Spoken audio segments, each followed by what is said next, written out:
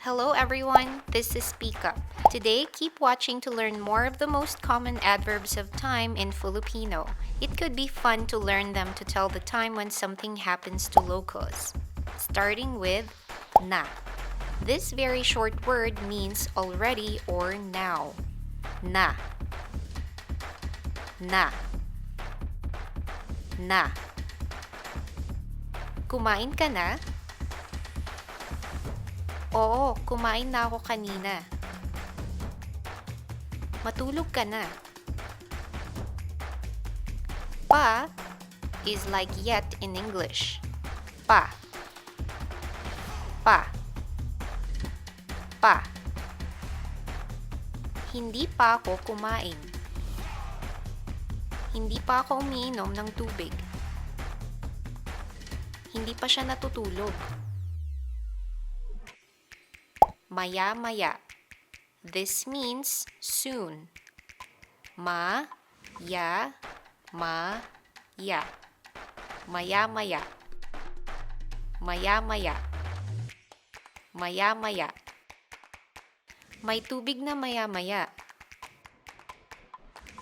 Matutulog ako maya-maya.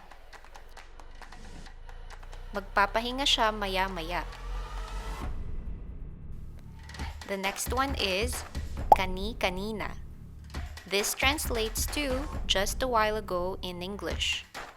Ka-ni-ka-ni-na. Kani-kanina. Kani-kanina. Kani-kanina. Kani-kanina lang maulan. Kumain siya kani-kanina lang. Kumanta kami kani-kanina lang. The last but not the least is sa susunod. This is next time in English.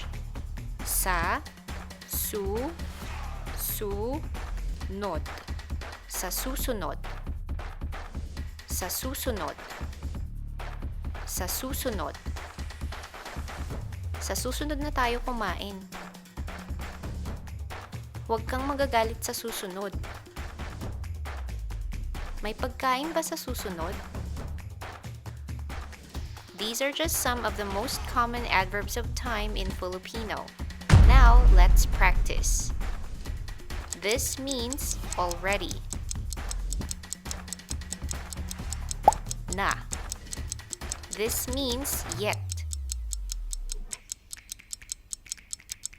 Pa. This means soon. Maya-maya. Just a while ago.